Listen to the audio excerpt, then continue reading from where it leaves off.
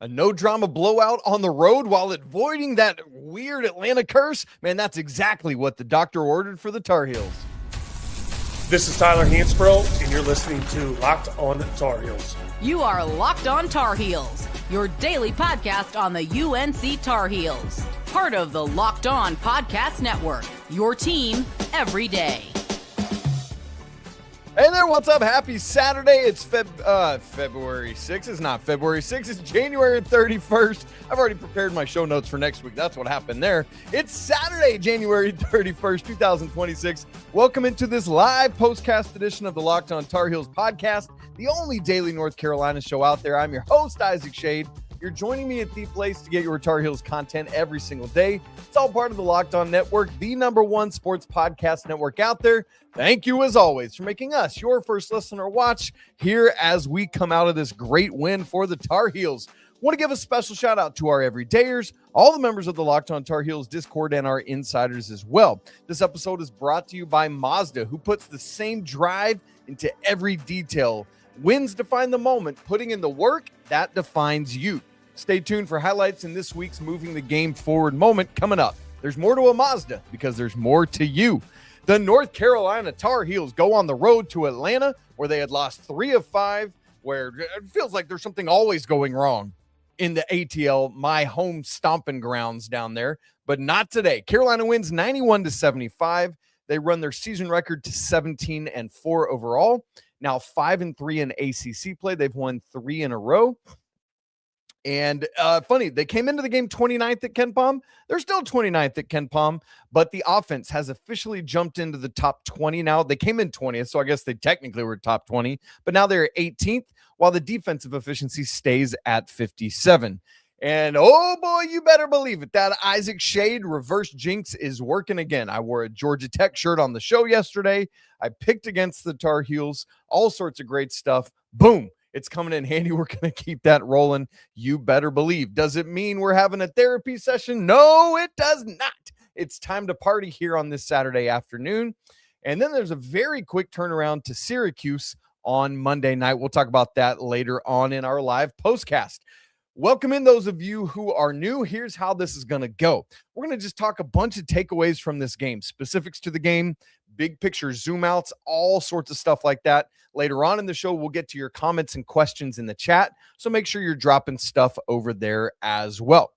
The big question, a couple of big questions for me coming into this game, one of which was, how is Carolina going to handle the success of the massively important comeback at Virginia last Saturday?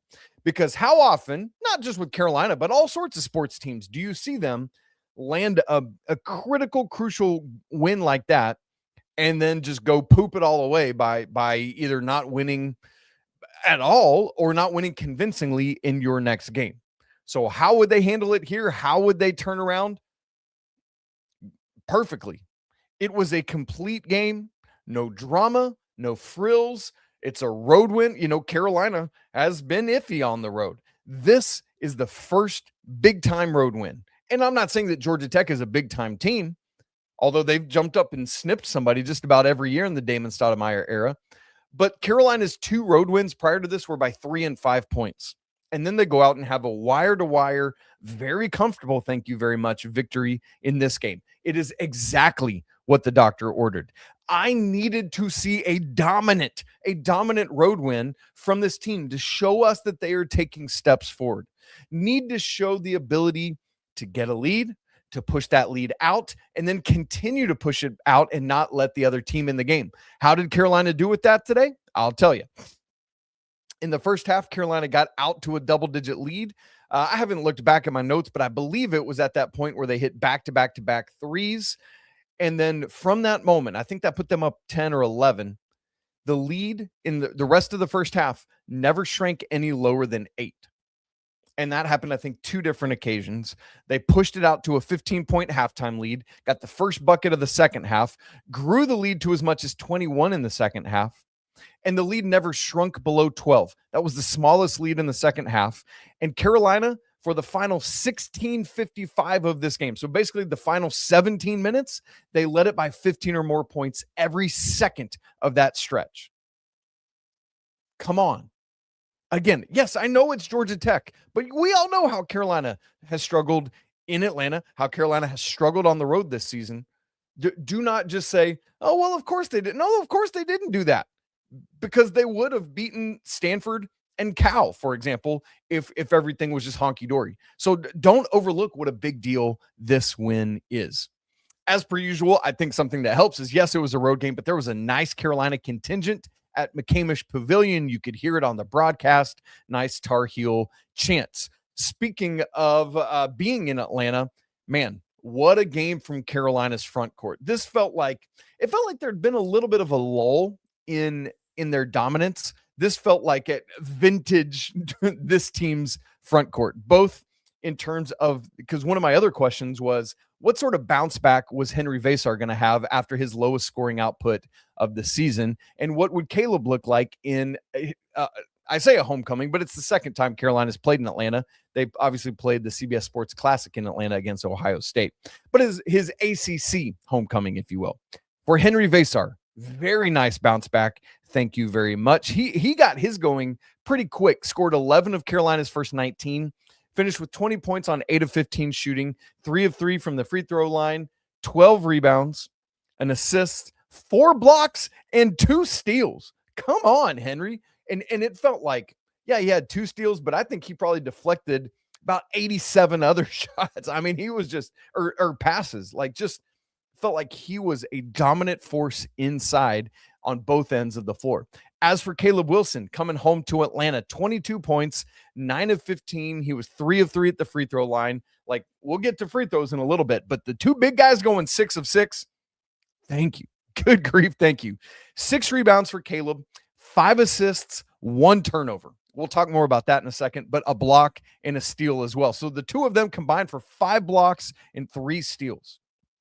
Again, a dominant performance by the Carolina front court. Yes, I know Bayan Dongo had a great game, a career high for him for Georgia Tech, but nothing really else happened for the Yellow Jackets of much note. Kawasi Reeves, their leading scorer, held to 14 points. Cam Kraft had a nice day off the bench, but the front court for Carolina was the dominant factor in this basketball game, and man, that's exactly what needed to happen. There were several things that Georgia Tech tried to throw at North Carolina that I thought they handled really, really well. And it's kind of threefold. Number one, since we're just coming off of talking about the front court, let's start here. They were committed to doubling Caleb Wilson. A little less so with Henri Veesaar. You'd see them kind of dig at times, and sometimes they'd bring the double, but with Caleb, it was automatic, like every time he touched the ball. And man, Caleb was so wise and patient in this basketball game. There were maybe 2 shots where I thought that's the shot Georgia Tech wants him to take. There was one late in the second half, and there was it might have been the first field goal attempt he took. It was just kind of a baseline fadeaway, which is a shot he can obviously make. He made it in this game, and I was like, yeah, that's the shot Damon Stoudemire wants Caleb to take in this game. And so outside of that, though, I thought Caleb was so patient. Didn't force his shots for a while, just let it come in the flow of the game eventually. So as Georgia Tech brought all these doubles, Caleb was like, fine, do it, and would just pass out of all of them, find either immediately a wide open teammate or after a hockey assist, a wide open teammate. Heck, there was even one where it came all the way back around to him and he hit a 3 from the corner from which he passed out of the double team. I thought his and Henry's ability to handle the double teams today were critical in this game. You heard me say 5 assists and just 1 turnover for Caleb. There you go. That's it. So that was one of 3 things that I thought Carolina handled really well that Georgia Tech threw at them. The other was Georgia Tech threw in some zone, wrinkled it in here and there. Another thing that I thought Carolina handled really well. There was a Caleb Wilson alley-oop from the middle of the zone to Jaren Stevenson. Luka Bogovac found Jaren inside cutting to the rim. And I just thought Carolina wasn't frazzled by the zone at all. I think Georgia Tech was like, we're going to mess this up and you ain't going to be able to hit. No, I thought Carolina navigated it very well. And the third thing was that Georgia Tech kind of throughout the game tried to apply some full court pressure, tried to get physical with some of the ball handlers. Not the most physical we've seen this year, but physical. And man, that might be the thing Carolina handled best of all. You can see it if you're looking at the box score, which I'll pull up in the next segment. The Tar Heels committed a grand total of two turnovers for the North Carolina Tar Heels in this basketball game. Two. One from Derek Dixon and one from Caleb Wilson. That was a travel. I remember Caleb's in particular. I can't remember Derek's off the top of my head. But y'all, that's it. And let me also rewind to the Virginia game where Carolina committed just 4 turnovers. So in their last 2 games, the North Carolina Tar Heels have committed a combined 6 turnovers. That's it. I wanted to look in real time here because I wanted to wait and look. I haven't checked it. North Carolina, their turnover percentage for the season per KenPom is 13.6. They are 12th. That's a hard word. You ever tried to say 12th properly? It's a lot of vowels at the end there. You got to do some weird tongue stuff, tongue gymnastics. 12th. You know what I'm saying? Try it. Wherever you're at right now, just stop. Oblige me. Do it. Anyway, Carolina, 12th in the nation in turnover percentage. Phenomenal stuff. And as you know, and we'll go ahead and say this now and then take our first break, Carolina has not been a team that has turned the other team over much this season. But I told you on yesterday's show that Georgia Tech leads the ACC in turnovers per game. And so I thought this could be an opportunity for Carolina to get some steals, force some turnovers, and they do. Carolina gets 10 steals in this game, and Georgia Tech in totality has 12 turnovers.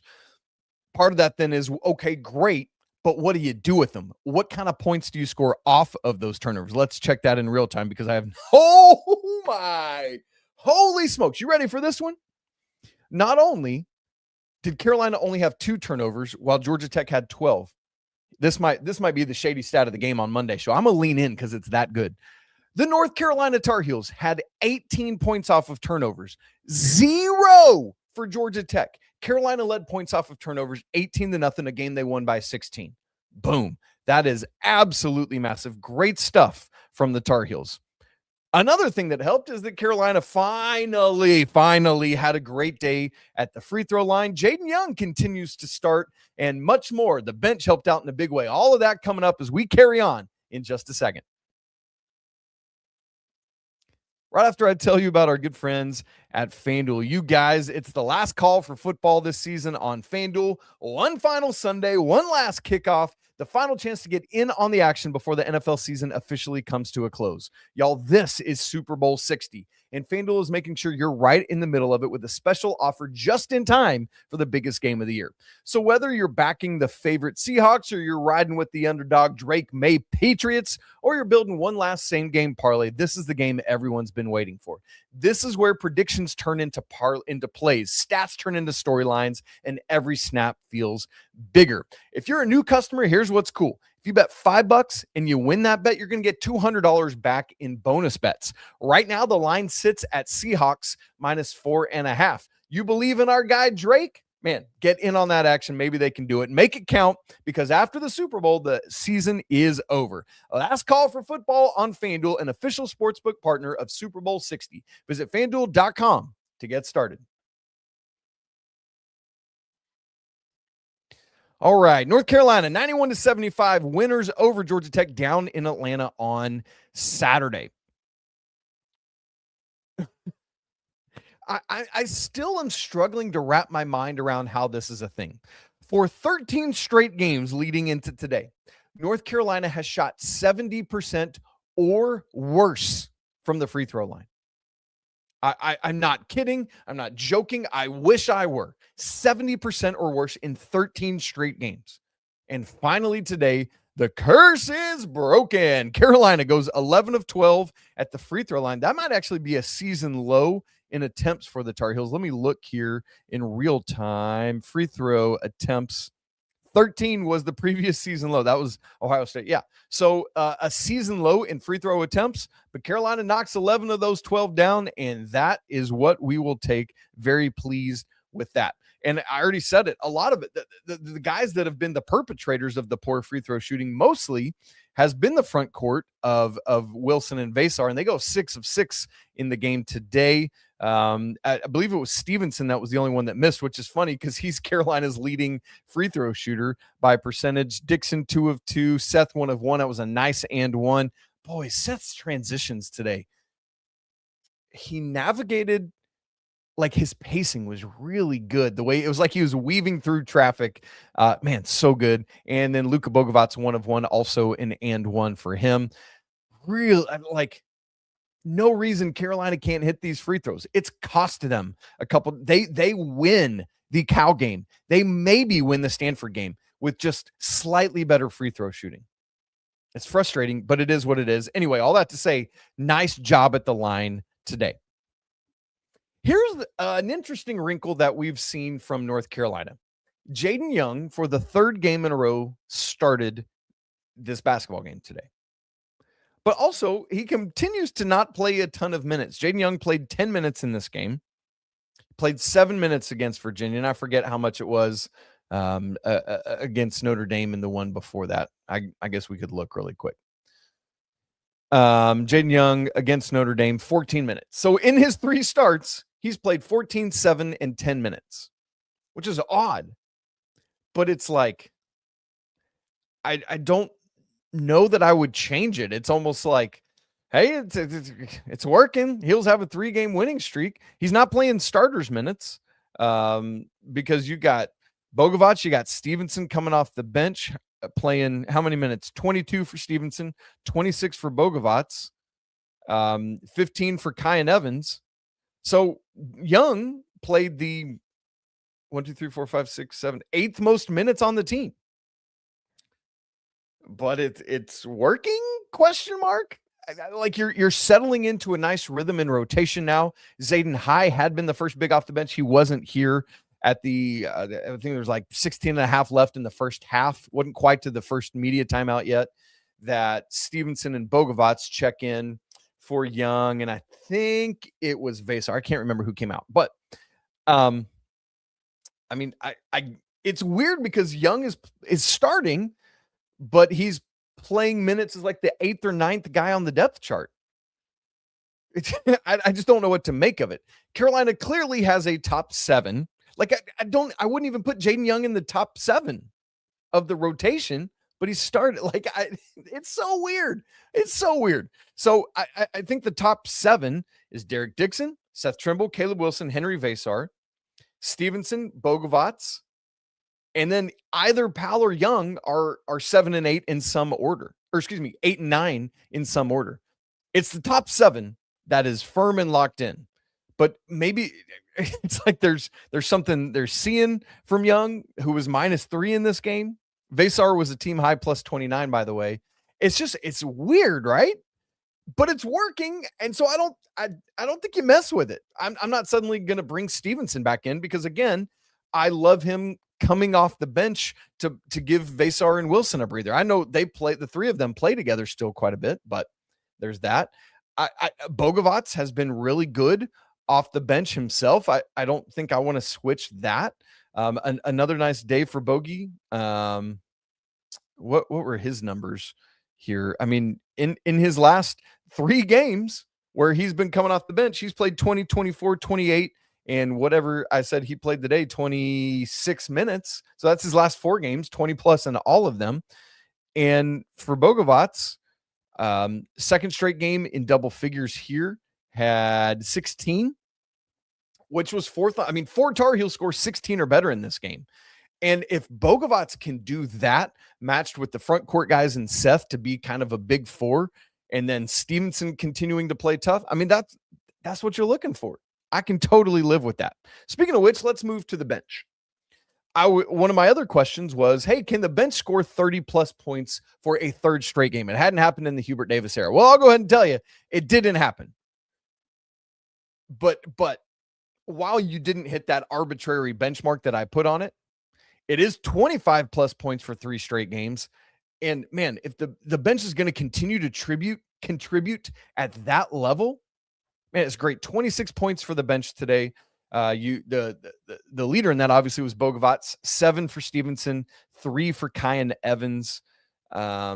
And there you go. Nothing from Jonathan Powell. Missed a bunny off a great look at the rim. I forget who passed it to him. But man, really, really good. So before we get over to taking our comments and things, I do want to look ahead a little bit, because coming up, basically, you got an NCAA tournament sort of scenario here.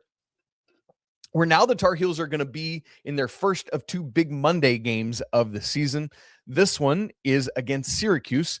Thankfully, one of the massive things that happened here on Saturday is that Carolina is just down in Atlanta, one of the, closer places in the ACC they go to. A great environment.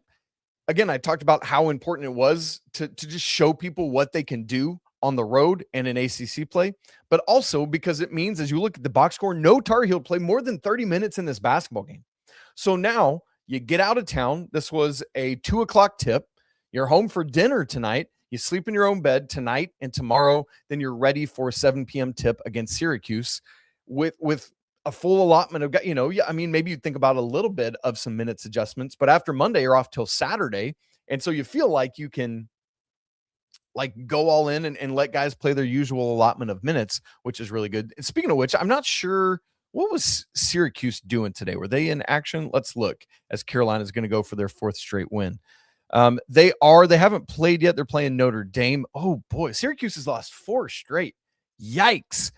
And they're at home. So they're the ones that are going to have to come all the way down to Chapel Hill. Like, Carolina's definitely getting the better side of this deal. Of course, the flip of it is that the other big Monday thing, Carolina's got to go to Syracuse and then come home for Louisville. So there is that. But Carolina has lined this up in all the ways that you want to, right? Like, they took care of business today. Again, a no drama showing, which is great. But the thing is, as you think about Syracuse, what happens a week from today? You know it and I know it. Duke's coming to the Dean Dome. It's going to be game day, all of that. That was announced today. I'm not just speculating. Game day will be in the Dean Dome next Saturday. My dear Tar Heel brethren and sisters, please do not, well, we can look ahead, but team coaches, don't start peeking. Don't start getting that one eye looking ahead to next Saturday. I don't care that Syracuse has lost 4 straight and then is going to do whatever they're going to do today against Notre Dame. I wonder what time that game is. Anyway, dear goodness, do not let me catch you peeking ahead, because I don't care who it is. It's an ACC team. They will come in and clip you. That game's at 6 p.m. So in about an hour here, they're going to tip on the CW. So I beg you. Now, also big picture, North Carolina has now strung together 3 straight wins. Notre Dame, Virginia, Georgia Tech. Look, 2 of those 3 opponents are not great. But Notre Dame has looked all right at times, even without Marcus Burton. Obviously, that's a home win, a blowout. But you think about, that's a massive win at home in terms of point spread, margin of victory. Then you go to Virginia and get a huge win. And then you get this win over Georgia Tech on the road by 16 points. So Carolina starting to find something here. Again, you can make that losing 3 out of 4 a blip, but you got to keep taking care of business. And I tell you, as the calendar turns to February tomorrow, this month, we're going to know everything we need to know as Carolina plays 1, 2, 3, 4, 5, 6, 7, 8 games in the month of February. They host Duke at Miami. Miami's really good. Then you host Pitt. Pitt's not good. Then you got to go to State, to Syracuse, host Louisville, host Virginia Tech, host Clemson. That's the nice thing. 3 of your final 4 at home before you go to Duke in March. So it's going to get a lot tougher here. And that's part of why the frustration of those 2 losses in California is, because now you don't have the margin. But Carolina's starting to turn over a leaf, starting to find something. Again, that offense really humming, has scored 85 or more points in 5 of their last 6. That's exactly what you want to see. All right, I want to get to your comments, see your observations and questions and takeaways from this game, and that's where we're going to head next in just a second. Right after I tell you about our friends at Mazda. You guys, this is Mazda's moving the game forward moment. For those who show there's more to the score than what's on screen. For me, what it's been that I want to just highlight and salute in this 3-game winning streak is North Carolina's bench. They have scored at least 25 points in all 3 of these games. And if you add that to kind of the big 3 of Wilson, Veesaar, and Trimble, man, Carolina is going to be really, really difficult to beat down the stretch of this season. And so, man, what's moving Carolina's game forward right now is the bench. Keep it going. Critically, it's Stevenson, it's Bogovac. You guys keep it rolling. I love to see it. And moments like this remind us of what it really takes to raise the bar. It's that extra work off the court. It's dialing in every detail, giving it that extra fire, that grit, and that I never quit mentality. Mazda puts that same passion into every one of their models. Highlights make the reel. What it took to get there makes it count. There's more to a Mazda because there's more to you.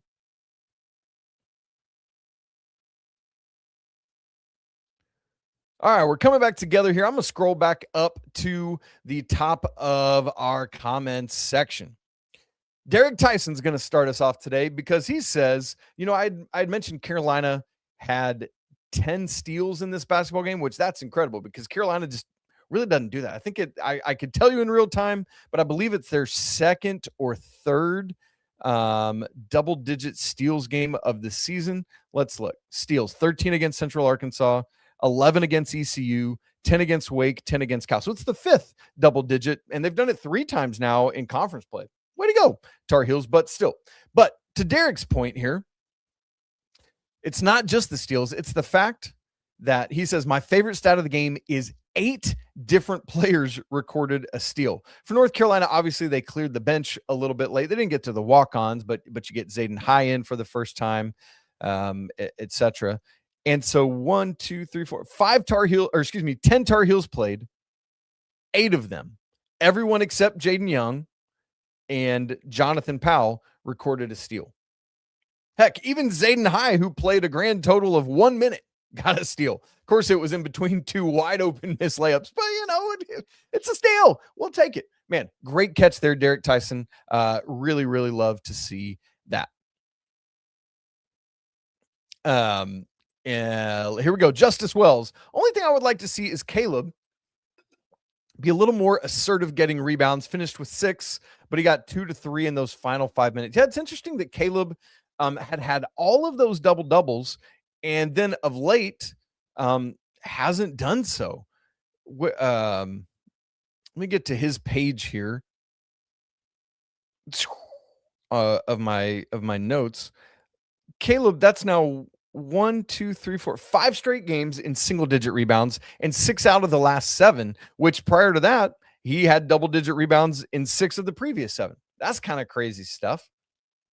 But it does remind me, I forgot to say this, Caleb Wilson sets at least 2 freshman records today, has now scored in double figures every game of his career. Not now, because that makes it seem like he hadn't before today, but has now scored in double figures in 21 straight games to start his career. That's a big deal. Why? Because that is a Tar Heel record, and it clears out someone whom a lot of people are going to be very glad it clears out.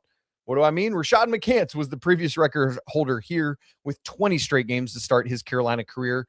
Brandon Wright was previously in second place with 18 straight, but now Caleb Wilson at the top of the heap with 21. What else did Caleb do today? Well, by virtue of getting 20 points, he's now reached that milestone 15 times in his freshman season.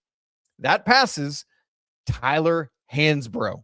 He and Tyler were tied coming into this game at 14 20-point games in their freshman seasons. Caleb now has 15 of them. And oh, by the way, it's not like it's the last game of the season. He has 15 with still now how many Carolina's got 10 regular season games to go, plus however many in the ACC tournament and however many in the NCAA tournament. Crazy stuff. I mean, he could easily here get to 20-point games and keep trucking, man. That's absolute insanity there. Oh, but to Justice's thing, he'd like to see Caleb be a little more assertive getting rebounds. I would as well. Caleb out rebounds Georgia Tech by 1 in this game. Henri did great work cleaning up the glass. What's interesting is that I didn't feel like Caleb got as gassed in this game as he has in some of the other games. I don't know if it's like trying to find his pockets, his moments, trying to choose them. Obviously, Henri leads the way with 12. Who was second on the team in rebounds? It was Caleb, and Jaren Stevenson tied at 6. And so here's the thing for me. I'm right with you. I would love to see Caleb getting on the glass more, especially because on the defensive glass, he can get it and boom, lead the run out, had a really nice, I think this one was off a steal, but had a nice little bounce pass pitch ahead to Seth in transition for the finish. And so, yeah, I'd like to see Caleb do that. But man, the number of like 25-5 games that he's had of 20 points, 5 rebounds, 5 assists is I need to go look at that, because that's got to be some kind of record as well. Heck, even 15-5-5. But Caleb, more often than not, is getting to 20.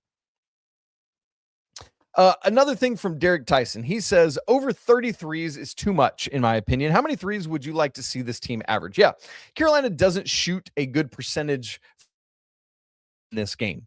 In the first half, they were 6 of 19, 31.6%. In the second half, they were 2 of 12, 16.7%, meaning for the game, they were 8 of 31, 25.8%. Just frankly, that's not good enough. What I would like to see, my mom is behind the scenes. My mom has texted me a couple of times. I know that she and my dad are always watching these. Shouts to you guys. I know you're snowed in today. I got worried because she was texting me. I was like, is something wrong with the stream? What's going on here? We all love our parents. Thanks, Mom. She was just telling me I had some jeans delivered that they ordered me for my birthday. Yeah, you're the best. It is too many threes. I have said consistently, I would love to see Carolina more in the 20 to 25 range. I thought particularly early in this game, Georgia Tech and Carolina has been susceptible to this season, was goated into taking some threes, not goated like, man, you're the best. You're goated with a D, where they would kick out and then had some wide open threes. But at other times, when Georgia Tech would get the closeout, instead of attacking it, Carolina would keep passing it. Attack those closeouts, man. Get to the rim, put them in even more rotation, and get those finishes at the rim. That's what I want to see for Carolina. Holy cow, they took 79 field goals in this game. That's got to be the most field goal attempts they've had all season. Surely it is. Let's look at it. Field goal attempts. Yeah, Carolina hasn't even crossed 7. This is the first time they've been over 70 in a game this season. And oh my goodness, what did I just say it was? 79 field goal attempts. That is insanity. Holy cow.